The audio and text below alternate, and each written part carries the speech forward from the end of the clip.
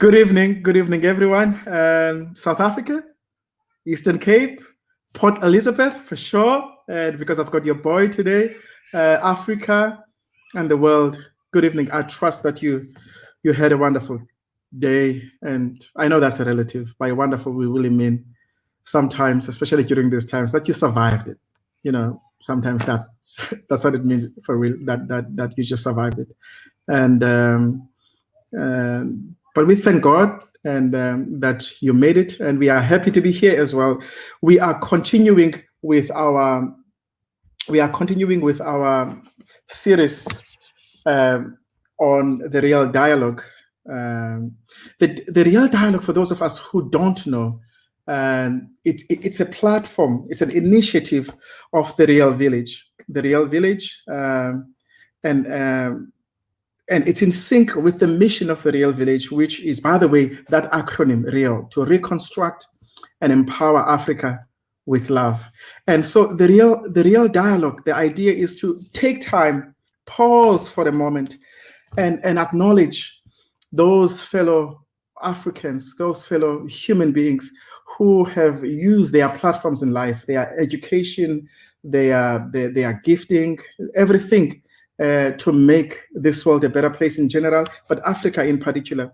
And so we celebrate African success, but we don't just celebrate African success, but we celebrate African significance. People who are not just happy to be successful, but people who are doing their best to make sure that that success, that personal success, translates into a blessing for somebody else. And this evening, I am happy to be introducing one such African, and that is Professor Mfundo Mabenge. Good evening, sir. Good evening, Pastor. Good evening. And I did mention on my post earlier on that one of the reasons today is special to me is that I am hosting Umkhaya, my homeboy.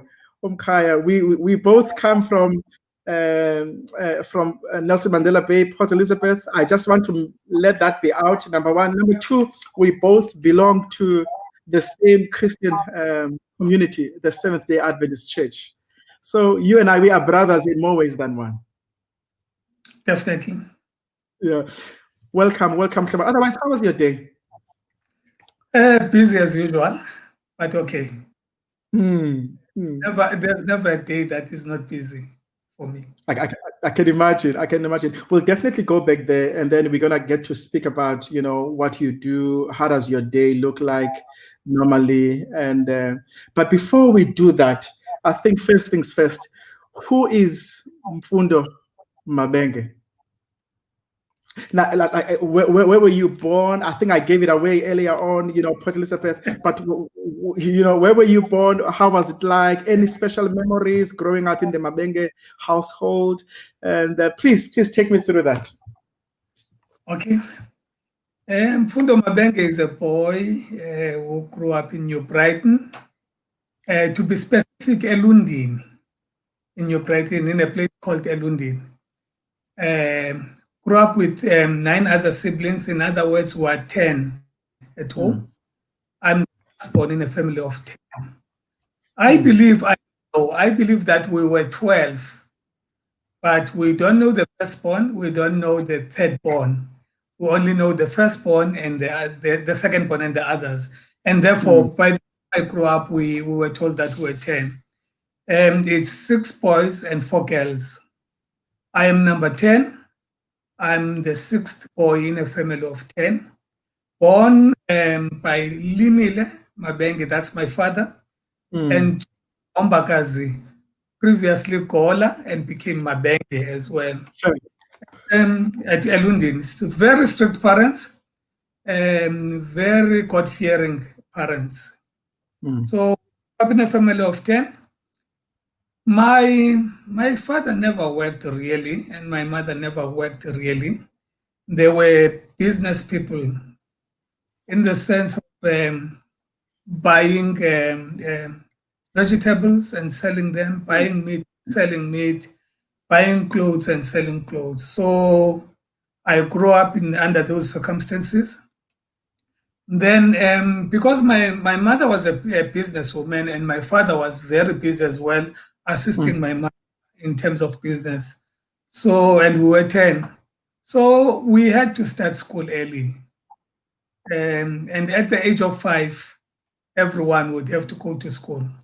So I enrolled, or I was enrolled at Seventh-day Adventist Primary School, the New Brighton STA Primary School. And it was a little bit far, and we grew up with my nieces and nephews. So it was a little bit far. And my nieces and nephews were attending at Ebongweni Primary School, which was not too far, which that was Akele. So whenever we were early, all of us would go to New Brighton STA Primary. And whenever we were late, because we knew that we were late and we would trouble in New Brighton, so we'd go to Ebongweni Primary School. I did my sub A, which is now known as grade 1, in 2 schools, STA and Ebongweni Lower Primary School. And interestingly, so I failed by sub A in both schools. So I failed at New Brighton STA Primary, and I failed at because half the time I was in school and half the time I was in another school, and I would really not correlate the two things that were in these schools. Nevertheless, I enjoyed. We grew up like that. We grew up in a family that was like that. Big family with lots of energy, lots of interesting things, lots of fights because we're boys, so we would fight. And but one of the things that was quite nice about home was the prayer service that we would have. 5 o'clock would be everybody would wake up for prayer, and in the evening at 8 o'clock everybody would have to pray. We had to have memory text, and it was in the Mazenkumbulo. Yes. So every evening you had to have a new memory text when you pray. Sure.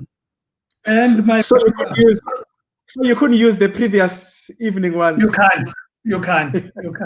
So during the day you would have to find time when playing so that you've got a new memory text. And I've got a brother, the number 9 brother Mzi. Every day he would be in trouble because he would come with very controversial texts. He has recited them. He would be requested by. My father was a disciplinarian. He didn't speak much. My mother was a talkative person. So after prayer, Mzi would be asked to remain behind to explain exactly where he got the text, why he decided to use the text. So we grew up like that. And he also was the one who would duck and dive every morning. Duck and dive in terms of coming to the worship service. Yeah. My father would come, and he was not so educated, but he had gone to school, I think as far as standard 3, which is grade 5. So he would read the text in English and he would interpret it for us, and he would sing, and he was not the greatest singer, and that would take time, and we would fall asleep, and Mzi was always a problem. One of the things about me as a last born that I enjoyed when I grew up, because the house was small, we grew up in a 3-room house with 10 children. With 10, yes, in 3-bedroom house.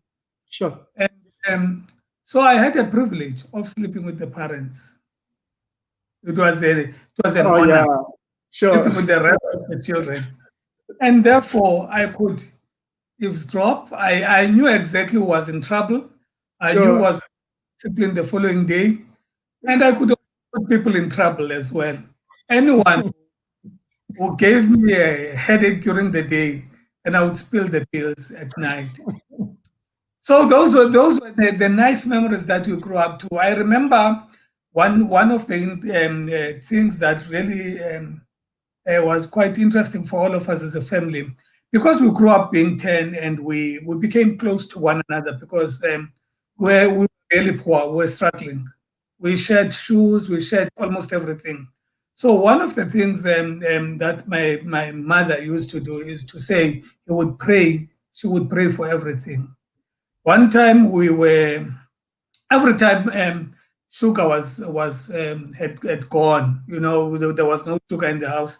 Then they would go to the room and pray, and then after praying, then they will come out from the room. They would emerge with a bowl full of sugar. And we got surprised.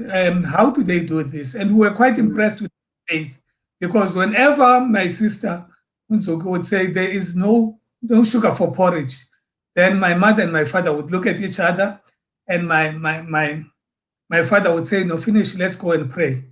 Then they would close the door, and we would remain outside, and then they would come out after prayer with this bowl of sugar.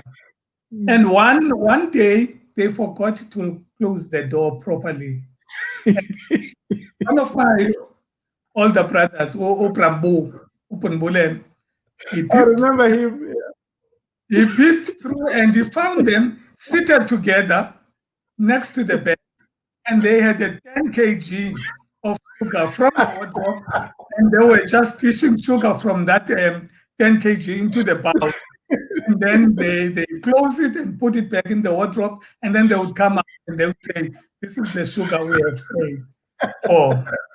Then the other time, then the sugar got finished. So we told them, "Look, do not worry today. We will." And we'll bring the sugar. They were a little bit irritable, because they said, "No, you can't be praying." We said, "We have the faith. You have taught us to pray. We know how to pray." We took them out. They remained that side. We went there. We closed the door. We locked it. And we spoke. We poured the sugar and we came out. And they were very surprised. And obviously, they knew that something wrong had happened. Somebody had picked up their trick. So that's the kind of family life that we had when we grew up. It was quite nice. And the other thing that I think I should mention is that we never had a time at home where we grew up being 10. Never. Always more than 10. We're always more than 10. My mother would take other kids, not necessarily related to us, and he would bring them up as her kids or as our siblings. And that's how we became a very big family. That's why at times you'll find that there are people that would say, "This is my brother," and yet we are not blood brothers, we're not related, but brothers who grew up together. When older, for instance, we slept in one room. They extended the house.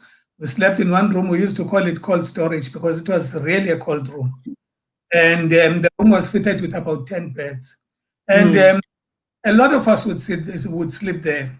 And there was a room for the boys, and there was another big storage for the girls.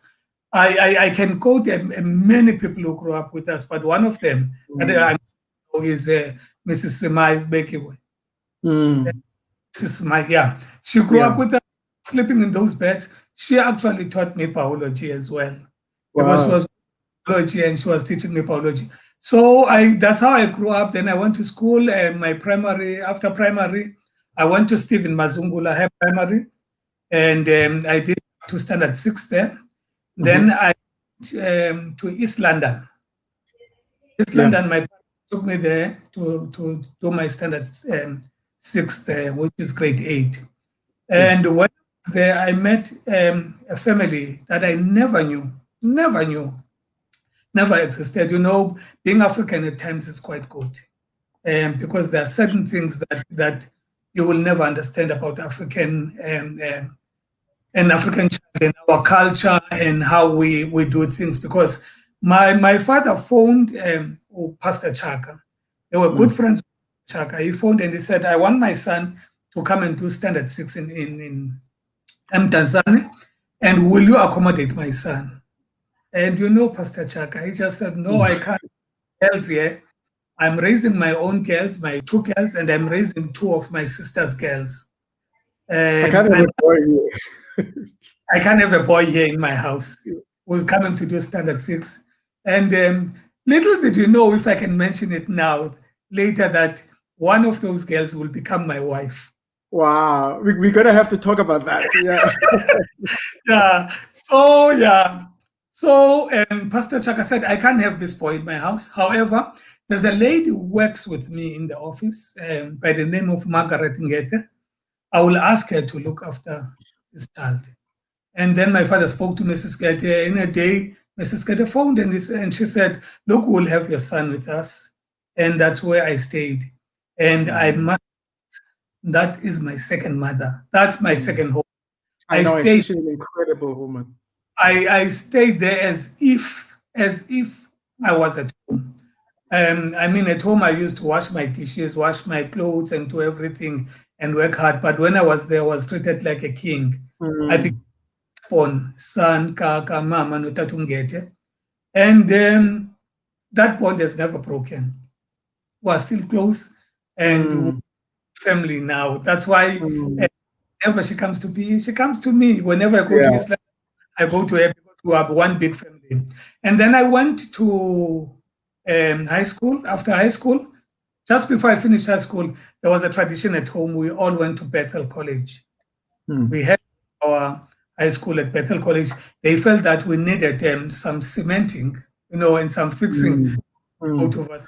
Sure. So I went to Bethel College and I did my metric there.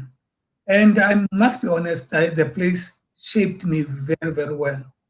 The atmosphere at Bethel was very conducive for me.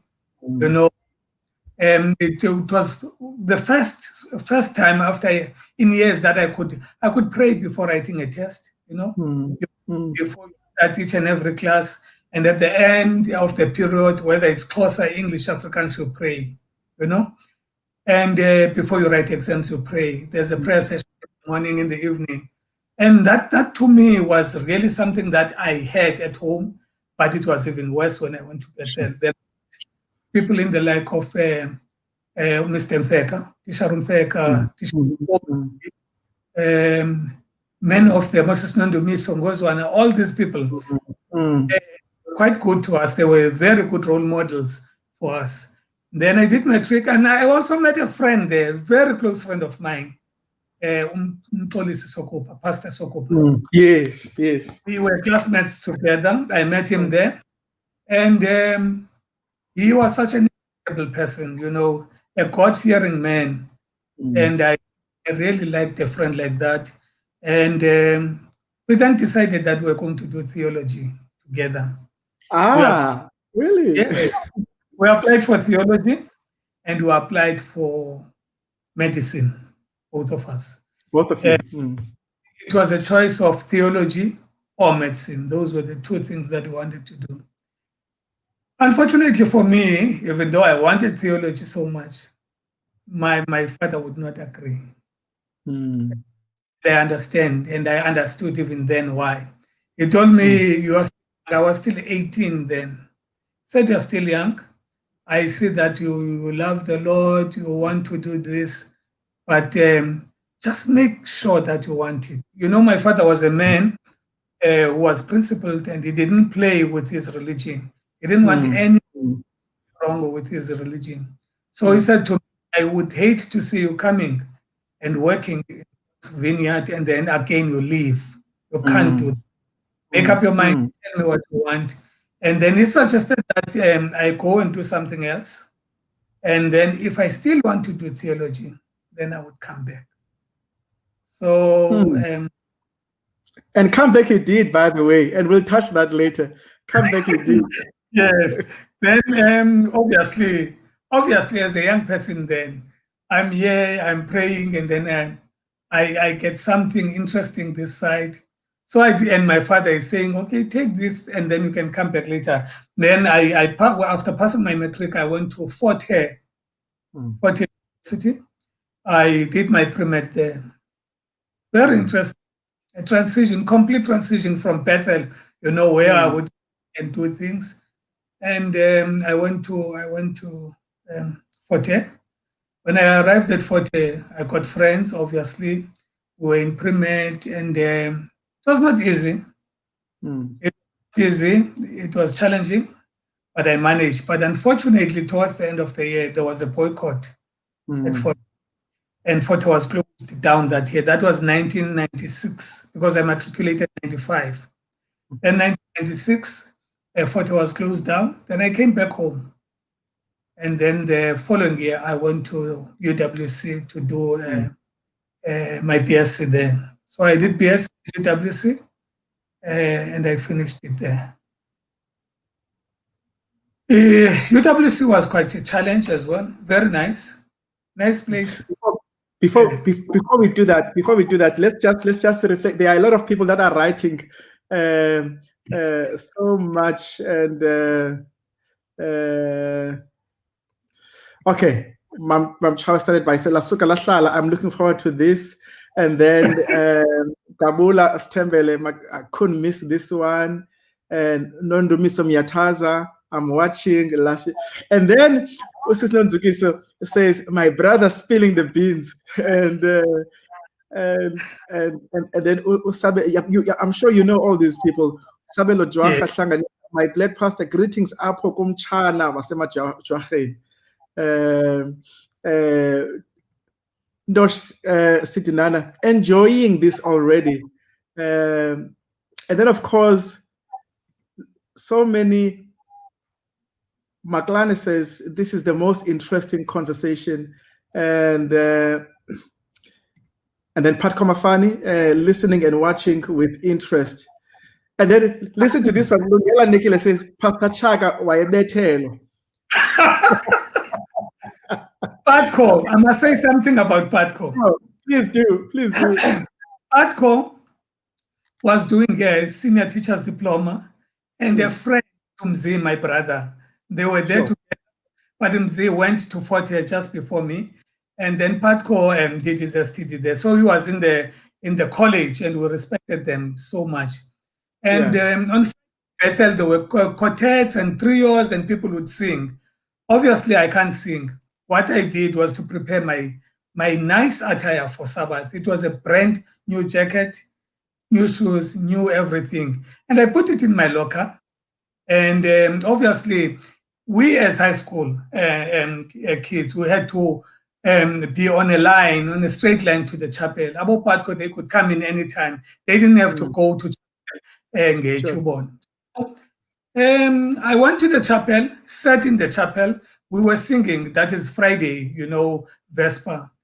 Lo and behold, I see Patco conducting the congregation in front. He's wearing my jacket that I was going to wear the following day. How did that happen? He just saw the jacket there, took it because he was rushing to conduct the congregation. And lo and behold, this is my jacket. Now, I don't have anything new to show Sabbath morning because this had the jacket Friday evening, but he was quite a pleasant person, as he always is, and we were very close to. Maybe I don't know. And then I love this one. Nonsegelelo Princess David. I grew up with this family, and we lived a good life in support, in prayer, and laughter every day. We are not just cousins; we are siblings. Bye bye. Yele. Yes, and she also grew up with us. She stayed in one of those rooms, the cold storage, with her sister, and we are just one big family. That's why we never had a time at home where we were the 10 of us. We were 10. We're always more than that. And to an extent that Unsiki would know, if you are not careful, your plate will vanish. When my mother is dishing, and before we just pray for food, stand in front of your food and make sure the food is in your hand. Otherwise, the plate that is going to vanish. Who were the main culprits? I must be honest. I was. When it comes to meat, I would take meat from quickly from one plate to another while they are still praying, and that's one of the things that would happen. But it was quite a nice time. So I went to UWC. At UWC, when I arrived there were very few Adventists that were attending church. I think it was myself, Takalan Ramagomo, Monde Stemele, Linda Yukutwana, were very few. But we quickly organized things. That was 1987. We quickly organized, and within a time, there was a sizable number of Adventists who started the church. And by the time I left Cape Town, there was a church at UWC. And then I graduated there in 1991. I left 1990. Then I went to Medunsa in 1991 to do medicine. And when I was in Medunsa, my brother was already there in senior years. He had a car, I have a car. So he would borrow me his car. I met two friends. They were actually three. He introduced me to these friends and he said, this is my younger brother. I remember, this is my younger brother. I want you two guys to take care of him and you can take him to church. These were Adventist brothers. And one of them said, can we come to your room for a quarterly lesson tonight? I said, no problem, you can come. And they said, okay. They looked at each other and then they left and they never came. And I learned later that they actually wanted to know what kind of a person I am. Was I too serious about religion or not so serious? But they didn't want to be associated with Umzalwana who would pray all over the show. So that's why they decided to check first. But we became very good friends, and that was Dr. Thabo Shabalala, Professor Patrick Lehwara, and the late Dr. Spusiso Zungu. So we met the other Adventist group, Abomashitish and other people, and then we stayed there. I stayed there for almost 5 years because I went to Medunsa and I started second year because I already had a BSc. Then in 1995, I finished my medical degree. I came back home and I came to work as an intern at Livingstone Hospital. It was also a nice life. I was not staying at home, even though my mother still wanted me to stay at home so that she can have a grip on me, but I stayed in the TQ. And when I was in Medunsa, actually, that's when I met my wife. Okay. She was doing her law degree at WSU in the then UNITRA. She was there. I met her, I think I was doing second year. I came back from Medunsa in my second year. I saw this young lady at church and did you connect that she was the one? Not at all. Not at all. Yeah. I never. I met her. I spoke to her, and little did I know, Kuti, she was my niece's friend, Musa.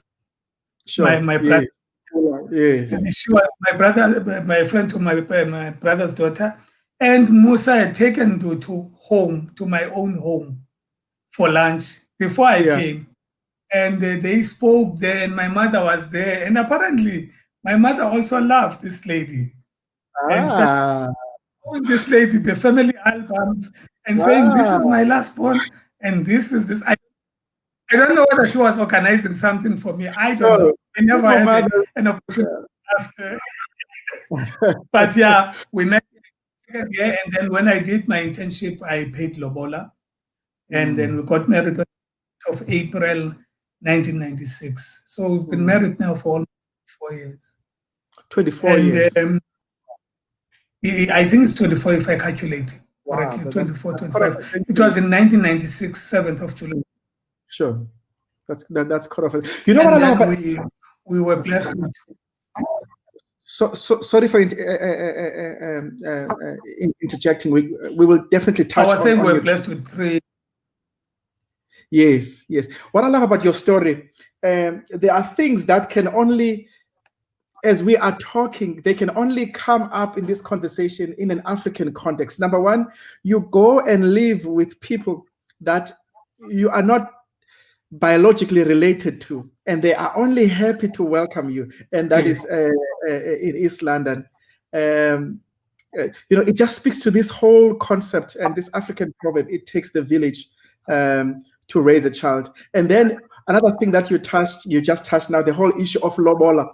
And those are things that are an integral part of who you are, but I should not interject. You were blessed with 3 kids. Talk to me about them. Another one followed after you. Yeah. Pardon? I'm saying I beg your pardon? Is following after dad's footsteps as well. Yes, Bapi is my firstborn, is my son. He's in Cuba now doing medicine there. And then I've got a daughter, Sikona. She's about 17, and she will be joining Bapi very soon in Cuba to do medicine as well. And then my last born daughter, Emma, she's around 15 years, and she's doing grade 10 at Theodore. So those were the 3 kids.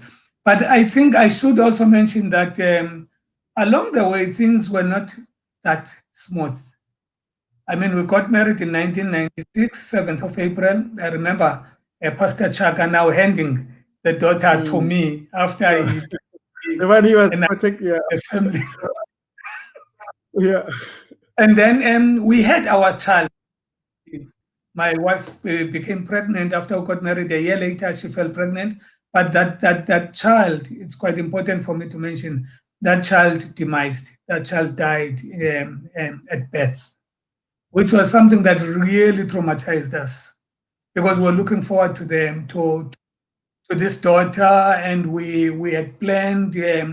We wanted this daughter so much, but the daughter just died at birth. My wife got something that we call abruptio placenta, and she couldn't be there. She delivered the baby. I had to conduct the delivery myself.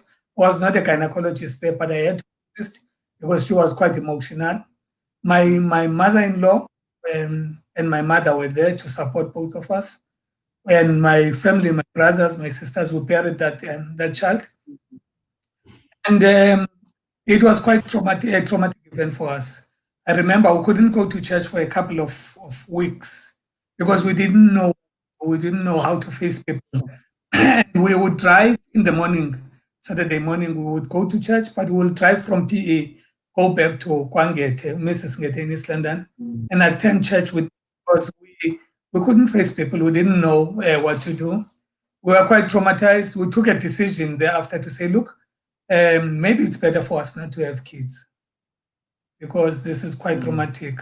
We had to live in our own house. We were staying in our own house by then. We had to live and stay with my mother because my mother felt that she wanted to look after my wife nicely, because she loved her so much. And then we had to move in with them for a few months. Then when things were better, we moved back to our house in Somerset. And then we didn't want children because we were traumatized. But I don't know what happened. Don't ask me. But she became pregnant again.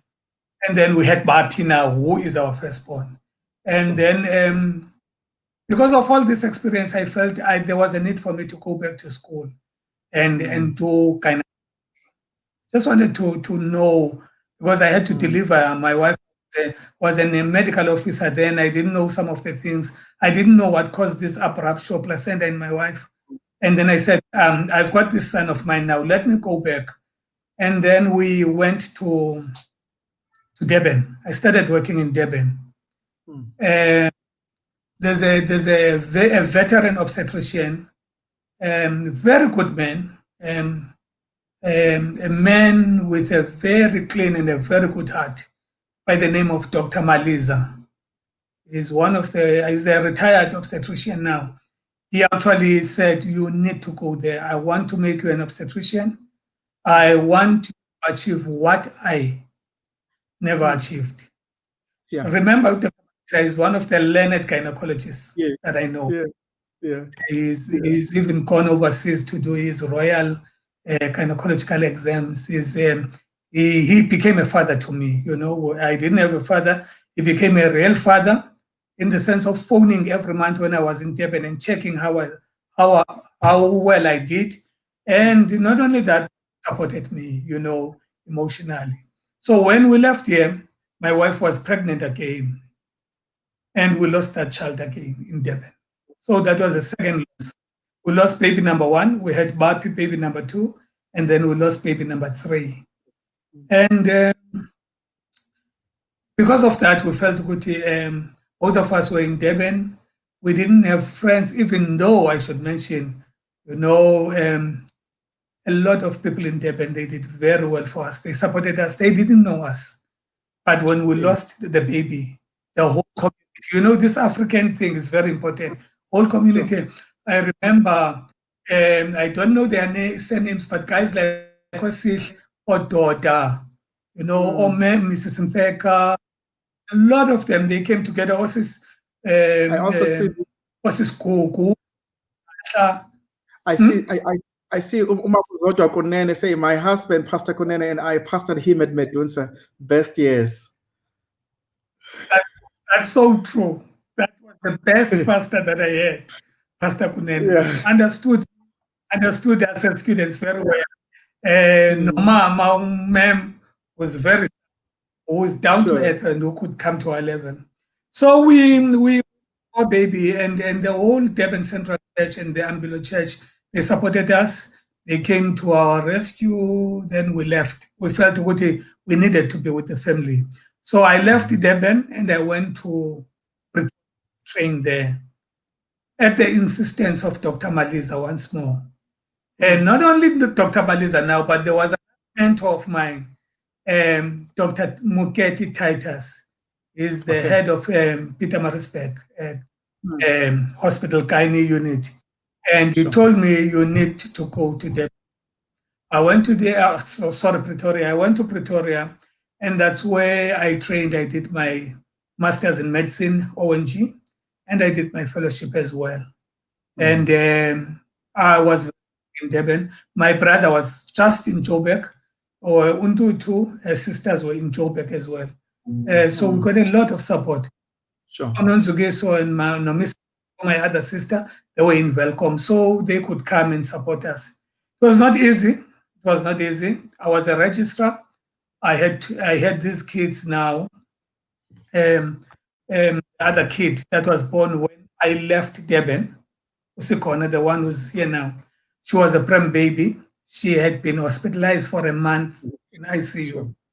And when I asked the doctors whether she would make it or not, because Mama had another again, then they would say, you know, chances are 50-50, you know? So, yeah. So my sisters really supported us there in terms of this child growing up, Usikon. Then I finished my fellowship. I finished my master's in medicine, both of them, which are my degrees. And then I went, I came back to PA. I came to work now as a gynecologist at Dora Nginza Hospital. When I arrived at Dora Nginza, I had my boss then, Dr. Bekowitz, who was there. He had retired, but he was holding the fort, and he was working. He had a very good heart. He said to me, look, you are young, you are fresh from school. Do what you want to do in the department. Teach, because I was passionate about teaching. Said you can teach, you can do everything. Then I started teaching, and then the guys who were there started teaching, opened up classes, I did everything. And then Dr. Bekowitz retired, and then I was appointed now as the head of department.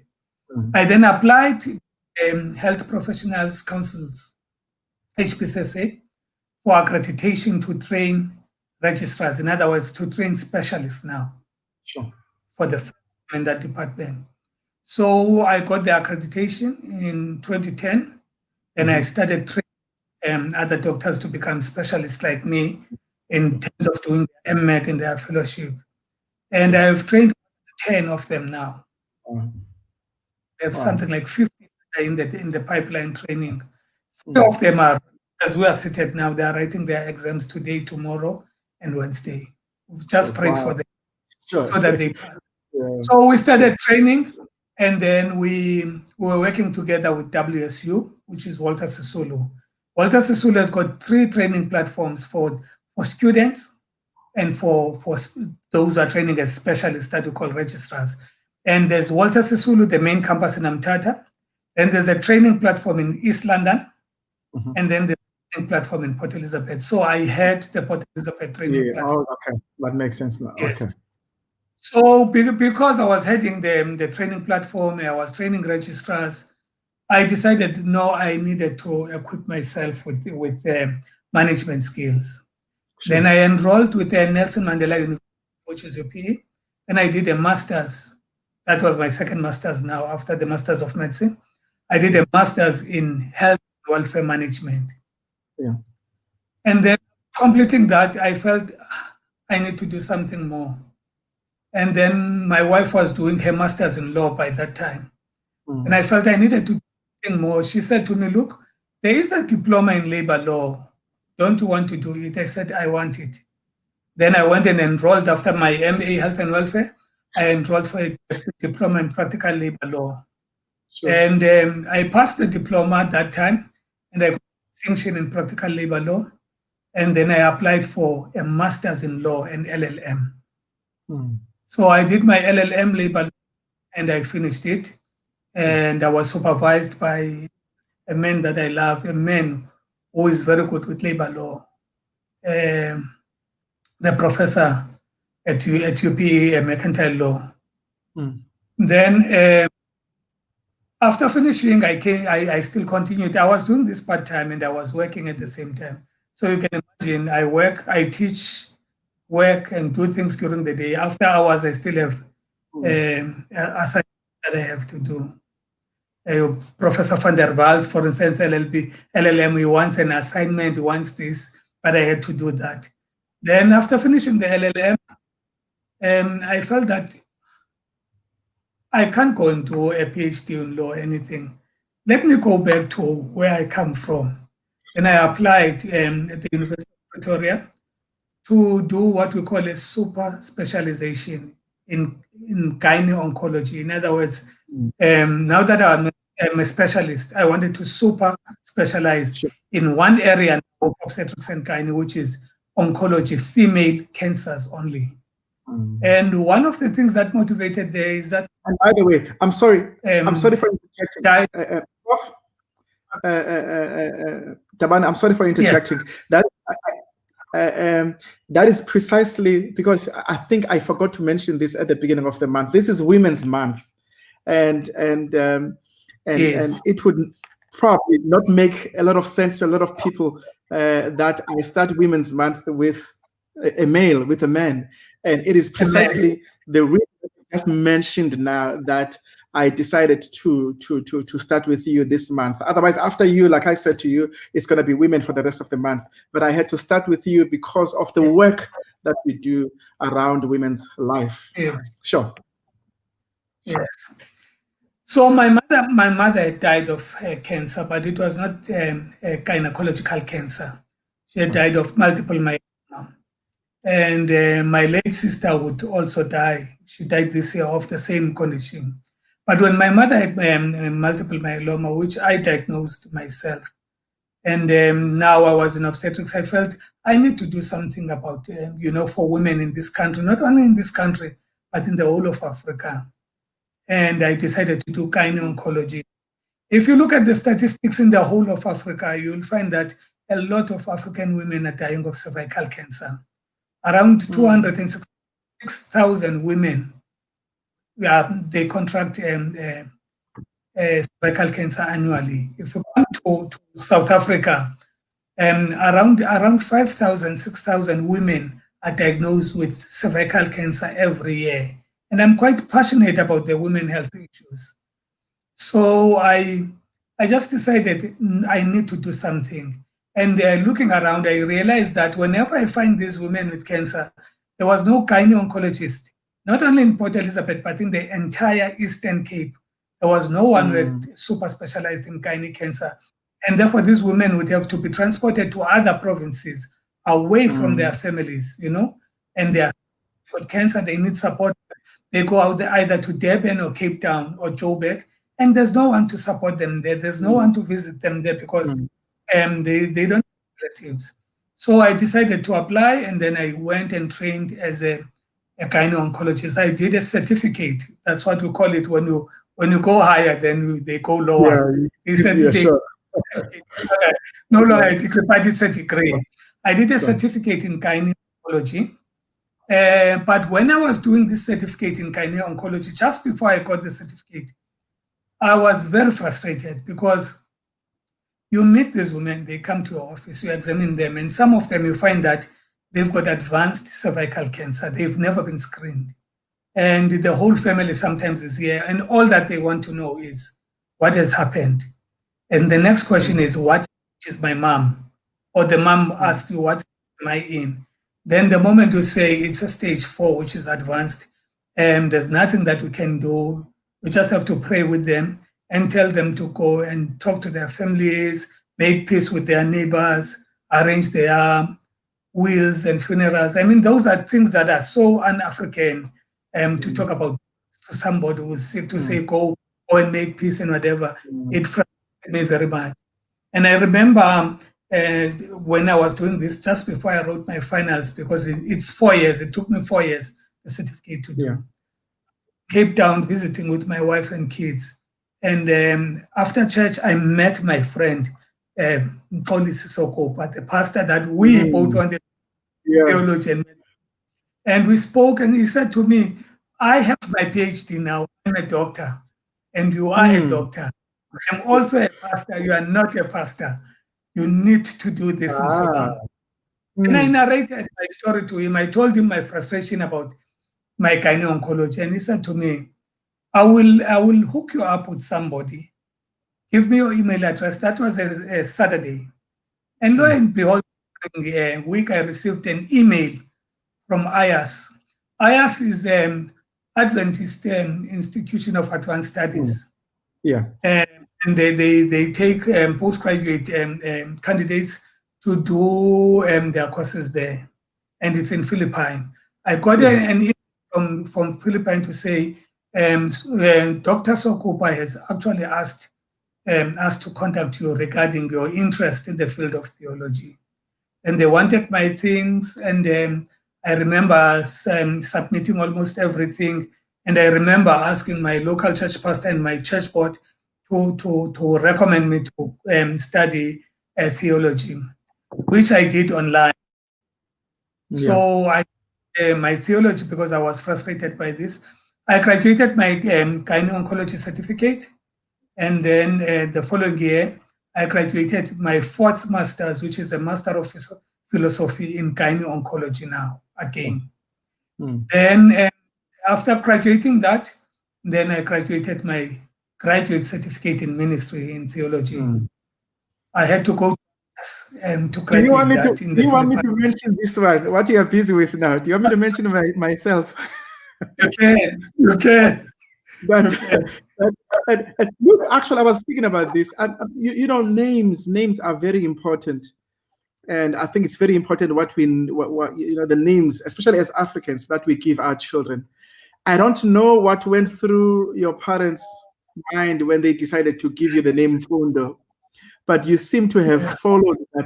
One of the things that is interesting about you is that if you develop an interest on something, you then go study it full time.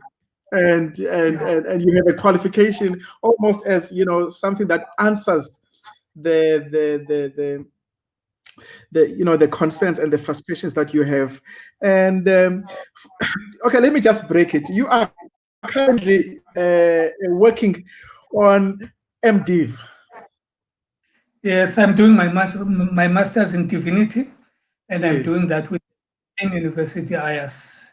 And it's been my dream. You remember, I wanted to become a pastor, and unfortunately, I had to take a detour, and that detour was long. I had to go to law, do other things, management. But I'm back now. I'm doing my MDiv, and God will help me. And that would be your 5th master's. That would be your 5th master's degree. 5th master's degree, yes. You're still young. I think you're gonna hit 7. But the perfect number. I think you're still young. You're gonna hit 7. I think so. No. You mean in terms of no? Yes. And then see what to do next. So this is what I do now. I'm just involved now in teaching the undergrads, medical students. I'm teaching postgraduate students, training them at Dora under Walter Sisulu. remember I said we have 3 training platforms. Yes, yeah. A student who goes, for instance, to Walter Sisulu to do medicine invariably end up in one of these 3 platforms. Like today, my final year MBChB, final year medical students are writing Gynae exams today. So I teach my postgraduate doctors, which I have 12 that are currently now studying. And I also applied and I was approved to train super specialists in the Eastern Cape. Remember, I was the first super specialist in the Eastern Cape, Gynae Oncologist. But I felt that that's not enough. You know, many times we like being first this, first that. But I think it's cool, first this, first that, but don't end up there. You need to train other people. Sure. I trained one super specialist who's finished now, and she's gone back to Uganda. That's Africa. To Africa. Yes, I had Dr. Berungi who came all the way from there. She came to train and she got a certificate as a super specialist. Now I've got my 3 other fellows that are training. We call them fellows when they are super specializing. I've got 3 fellows super specializing. Hopefully the Eastern Cape will have more gynae oncologists. Currently in Port Elizabeth, I'm still one for both public and private. And at least if we have these other guys, they will assist greatly, because women should not die of cancer. I'm passionate about women health. Women should not die of cancer. Women, especially cervical cancer, women should not be dying of breast cancer when we are here. I may be a man, I'm a male, but people, there's something in me that is very passionate about our ladies, and I want them to have good health. For if you treat one lady very well, you prevent hunger in the community, you prevent many problems in the family. And of one lady in the family, it leads to a chaos not only in the family, but in the community as well. We can't afford to have our ladies dying. That is why I'm so passionate about women health issues and health promotion in our country, particularly in the Eastern Cape. And I hope and that we are going to extend this. Already I've spoken to people in Lesotho, and I was told that there is a problem with cancer there. And when we were arranging something to do an outreach there and in Maluti, then COVID came, and unfortunately we couldn't do much. But we will extend as much help as we can to the rest of the African continent, because cancer of the cervix is still a big problem. Sure. Okay, let's just quickly go through. Thank you for that, Mr. Let's just quickly go through some of the comments that we may have missed. Maandi Mtengwana says, "I love this," and we have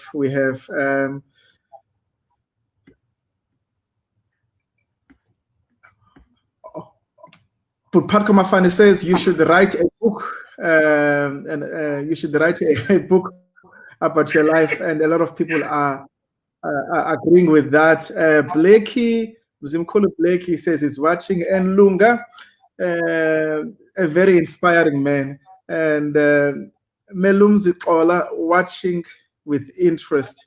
Patko Mafani says, one of the weddings I am blessed to have emceed, and that is your wedding. He was the MC there, apparently. Yes. And Nolita Williams. Yes, he's always good. Yeah, so a lot of people are basically enjoying the conversation. Look, I wanted people to get to know the person behind the awards, the person behind the work, who you are, and you've answered actually a whole lot of questions that I wanted us to touch on. Camilla Eagles, I think you work with a very humble man. That's my boss, and and then Quex Tebe says you make it look so easy to just get a degree and on and on and on. Very inspiring. And Panda Kamata, wow, doing MD, you are an inspiration, Elder Mabenge. And Mbuyi Kamela, my favorite doctor, Prof.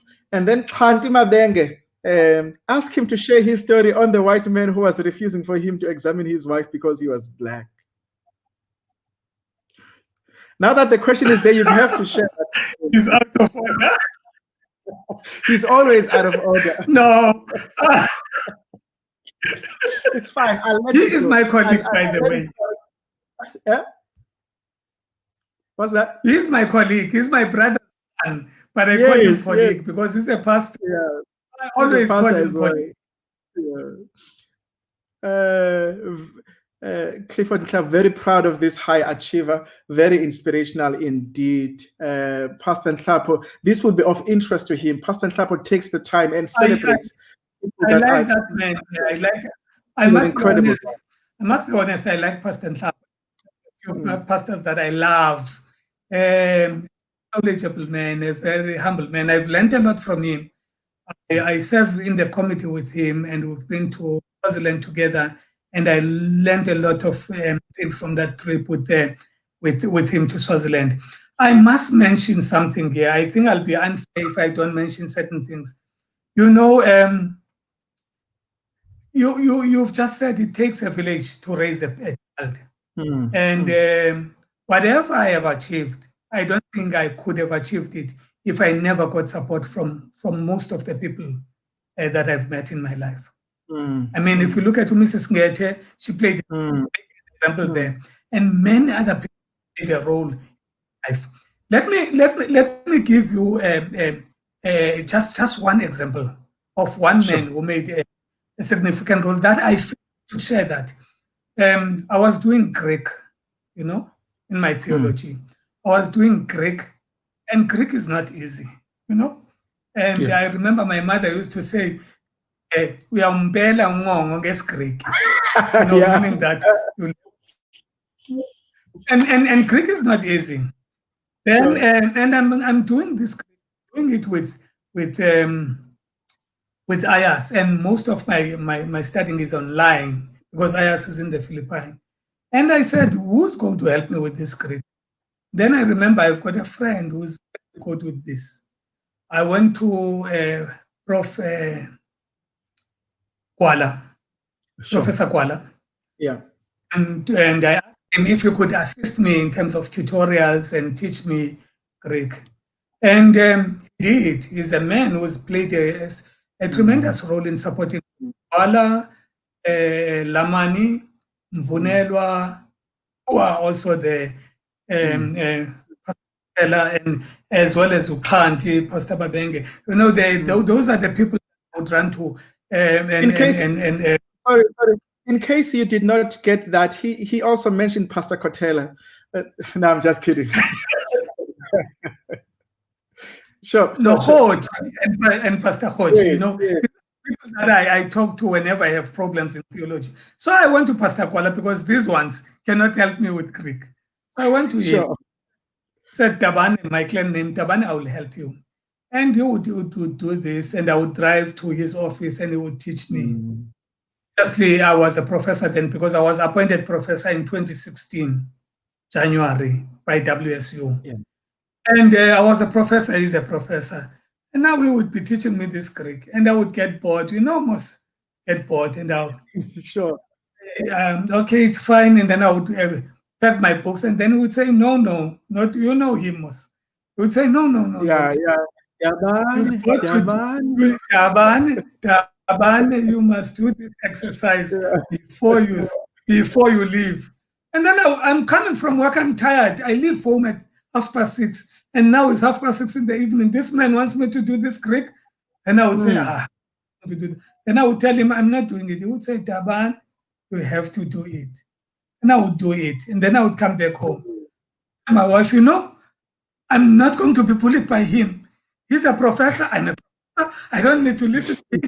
Blah, blah, blah. I don't want, I'm never going back there again. And then my wife would say, but yes, you may be a professor, but you don't have Greek.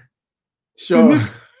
You need to learn Greek. You went to him, you asked him to help you with Greek. Be humble. There, you are not a professor. Sure. Listen to him. And really, he assisted me. I got an A in Greek. I got 80% for my Greek, and then he really played a significant role. Sure. With Hebrew as well. You know, sometimes I say to him, whether you like it or not, if you want to help me, and you. But deep down in my heart, I know sure. He will take me through. There's one person who's really helped me through. When I needed to do practicum, he was in the office, and he afforded the opportunity to do my pastoral practicum in Algoa. And I did my pastoral practicum again in the PE North area. Finish it. I hope I will finish my practicum one time. But I'm really grateful to what Prof Kwala did in terms of affording me. It was not an easy thing for me. And I should also mention that one of the person who was supervising me there, Mfundo Mabenge, I've got great for that man. If he were not there, I would not have finished part of my practicum. There are many things that can discourage you on the way. Phone on Friday and you would say, you are preaching tomorrow and I'm going to be listening to you. I'll be critiquing you in your sermon and please come up. We would say, no, you come. So Mfundo did something that I'm really forever grateful about, All right. Thanks, Mhlabam. Thanks. But ironically enough, interestingly enough, by the way, I was taught Greek, Hebrew in particular, actually, by Prof Kwala when I was at Helderberg. Lungile Nekile, Puti, you are an inspiration. Your story is just breathtaking. God bless you. And then somebody says, Sivu Kotela, I think you need to list all these qualifications. Wow, I can't follow. The man is an inspiration to us all. Genius. And I love this one. This is why we do these conversations. This just spoke to my heart. This is why we do these conversations. I am truly inspired. I'm going back till I get my master's. And this is the whole point. This is why we do this. We celebrate the continent's change makers, not just for their success, but the prayer and the motive and it is that their lives may inspire many other Africans that are watching so that they may go and pursue greatness in their own fields. We may not be able to read everything. He is ever ready to listen and help women in their challenges. Passionate indeed. Nozizwe Gamlane. And then Unandi Nomaki says, wow, inspiring indeed. Just want to know, how does he balance all this continuous education, being a husband, parenting, and work? You've got to answer that one. I will. Okay. No, you've got to answer that one. I am passionate about, one of my hobbies is to read. I enjoy reading. I can't go without reading. You see, I'm an Adventist and I'm a proud Adventist. We know that on Friday, that's how I was raised. I have never studied up until now. I mean, I'm over 50 now. I've never studied. Even if an exam is on a Monday, I don't study on Friday because it's Sabbath. And one of the things that we do, and I do it with my children every Friday, we get our Bibles. After we've prayed and we've done our Vesper, we get our Bible book or anything and then we read. Because I can never close my eyes without reading. My wife has gotten into that habit as well. I'm pushing it along, and we are reading. At some point, I must be honest, I thought that my children would never love education at all, because most of the time I'm studying or I'm running, but I do get time to play with them. With them, sing, we do everything together, because I try and balance my time and do things together with them. That's why I don't have so many friends. I don't have friends. The time that I spend with friends, I spend with my family, be it my immediate family or my extended family. So I thought my kids would never love this. And I was really, really touched when my son insisted on going to Cuba. Remember, he's not on a scholarship, government scholarship. I pay Cuba my own pocket. He chose to go to Cuba. You know, these kids are unlike us. They read things. I think I like the primary healthcare system of Cuba. I'm going. And my daughter now wanted to go to Loma Linda to do medicine there. I can't afford Loma Linda. I don't have money. Your brother is in Cuba. If you want to go somewhere, not Loma Linda. Then she said, I will have to go to Cuba. So she's going there as well. And because at least I can manage them if they are there together. But what I'm saying is, as you know, it's rare for a pastor to have a child who's a pastor. And when you feel that you've left a good example to your children, not only to your children, but to the community at large. I think it was on Monday when my son sent me a message from Cuba to say, Father, I really love medicine and this is what I want to do. At times it's not, this was his message to me. At times it's not easy, but I always soldier on. I will finish it. I finish, I will not stop. We have made a vow with my girls and my boy, but at the end of the day, we will see who achieves the most degrees. I don't know. The daughter tells me that she's going to be the next professor in my immediate family. I love that. My son says he will be the one. So all in all, I think if I can answer that question, you just need to balance things. And I believe that God has given us enough time in the 24 hours to use, and God has given us enough resources. I feel if we, I told you, my grade 1, I did fail. I did fail. And when I was at varsity, one of the courses where you must never talk to my brother about me, Tumzi, because he knows that I had a challenge with physics in my first year. And never had a problem with physics. So, but I had to put in extra effort. I had to spend sleepless nights to learn physics so that I pass it. So there's always a bit of sacrifice, asking God to help you, working hard. You will never achieve anything in life if you don't try. And God will never put anything, the person who says, I'm not stopping until I get my master's. God will never put anything in your mind that you want and not see to it that you achieve it. The moment God opens doors for you, you can never, ever close them in your face. If you go to UP and look at my treatise or my thesis for my MA in Health and Welfare, which I was supervised by an excellent lady who also played an important role in my life, Professor Cindy Way James. She really, really did a good job in assisting me and supervising me in that and teaching me research. If you go there at my thesis and you look at the dedication, I have my favorite author there. I've got a lovely author that I love. I read every book. There's one author that I love, a lady called Old White. And I wrote some of my dedication that she says in her book, and she says in her life sketches, looking at every step and every precipice, when I look back, I can only exclaim and say, I'm paraphrasing now, that God has. Then she continues, says, we have nothing to fear for the future, except as we shall forget how the Lord has led us in the past and is teaching. And that quote from my favorite author keeps me going. That's why I say, I hope one day it will not be MDiv, but it will be my PhD. And my PhD, I have to finish at vets in obstetrics. And then I will say I will stop now.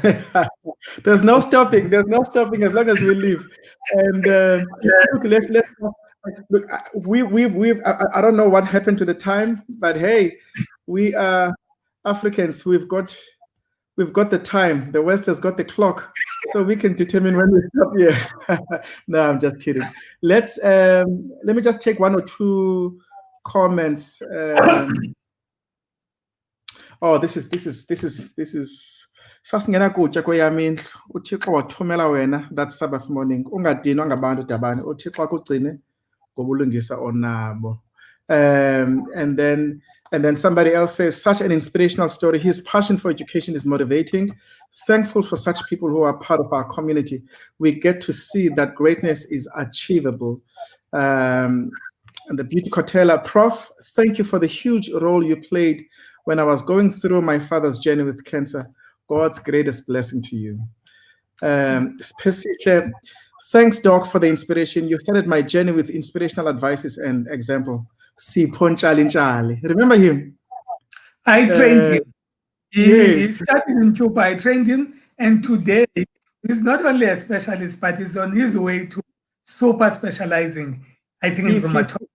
He's an incredible guy. He's also on the advisory board of the Real Village. An incredible He comes out of his hands. Ah. I love that. It takes the village to raise a child. Yonela Nkonzo, Prof, is a great teacher, very strict, but soft-spoken. And Shalom Chuchu, Prof, a man who goes beyond the call of duty. I respect him. I'm always inspired by his story and achievements. And then Zandile Christian, what an inspirational African legend. Nothing to fear for the future. My friend, let's end this with this. I don't know what happened to the time. Now, I know you didn't want this question. Oh, by the way, I didn't even get to go through my questions because, you know, we're just having a conversation and I love it when it's like that. But, and the things that I would have raised actually naturally and organically came up in our conversation.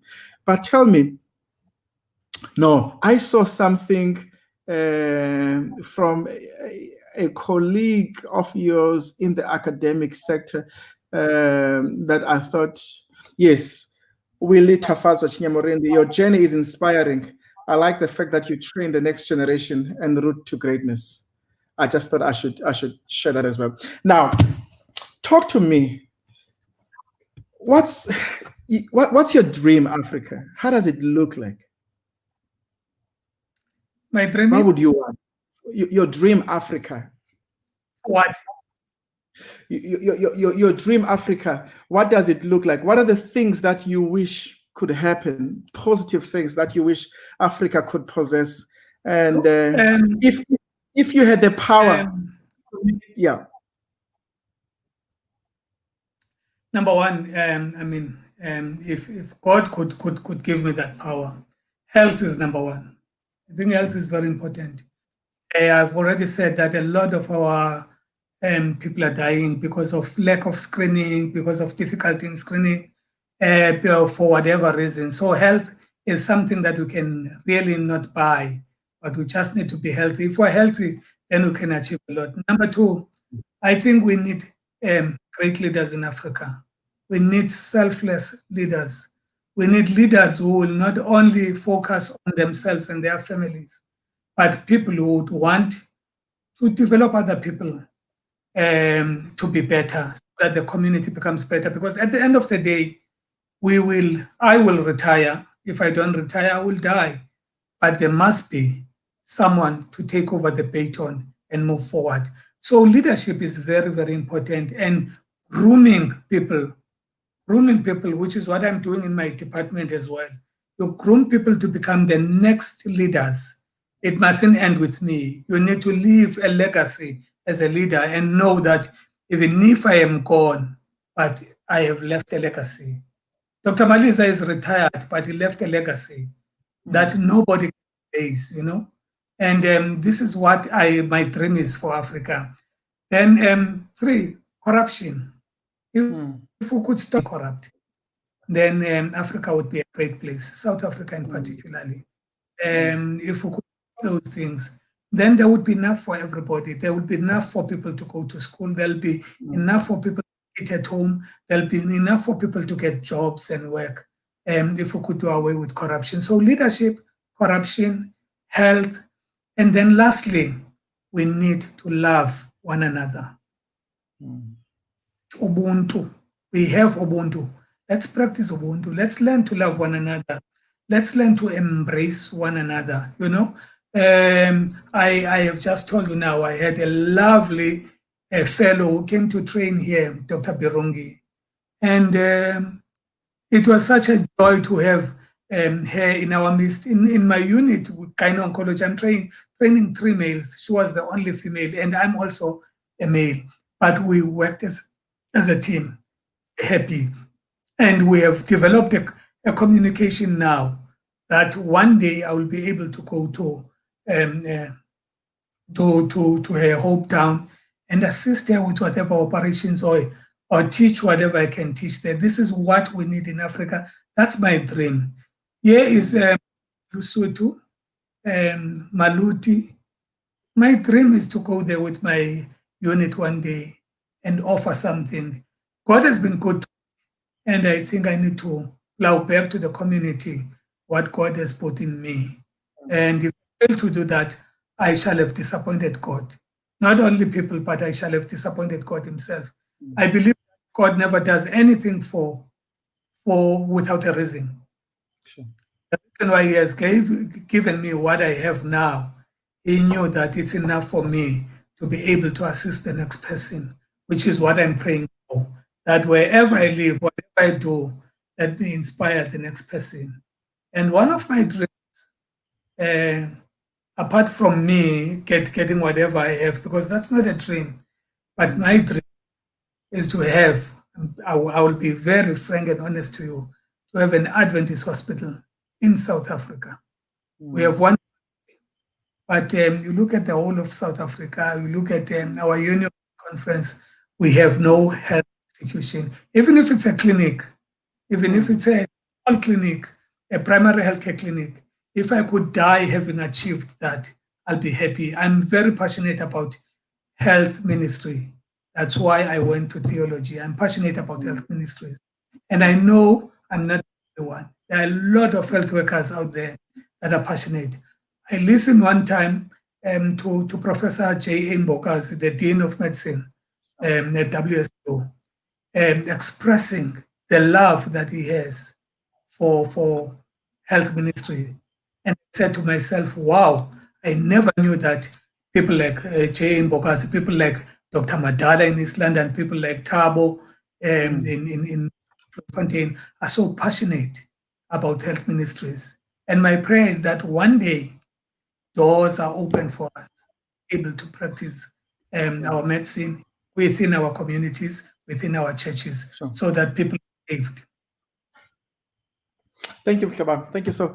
And as we are closing it with the last fives, your favorite African destination? Zambia. I love Zambia for various reasons. I love Zambia. If you are in South Africa, Mpumalanga is the place. Ask my family. Okay. We always go there for holidays. That's how I spend time with my family. Always make it up. The holidays and the driving. And yes.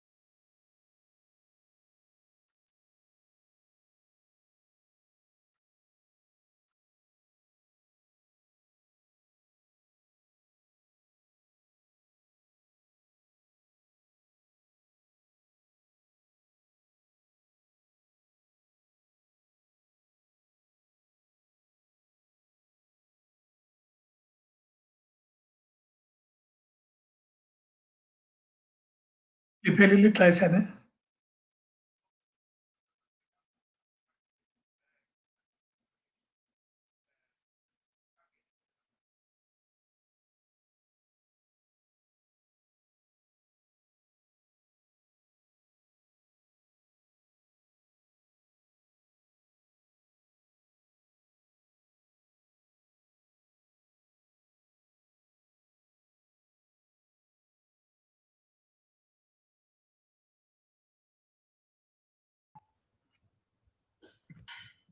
Oh, we're back. Technology. And yeah, but it just could not end like that. I didn't want it to end like that. It just cannot end like that. I'm so glad that we are back. Thank you, Lord. And yes, you had said Zambia and in South Africa, Mpumalanga. And that's how you pick up for the time, sometimes through long drives, and long drives and playing tennis and running and doing all these things.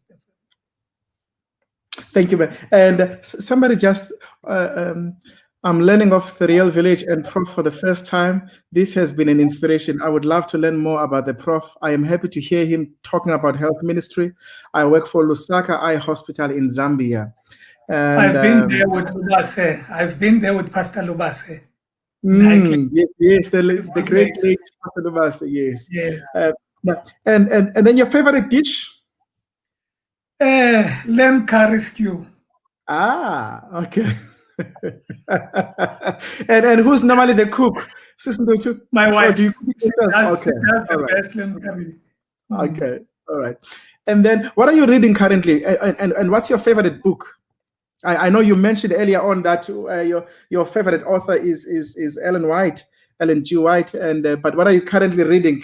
Any book and your favorite book of all time, maybe? To be honest, I'm not reading any book currently except my Hebrew, Greek research, and that's it.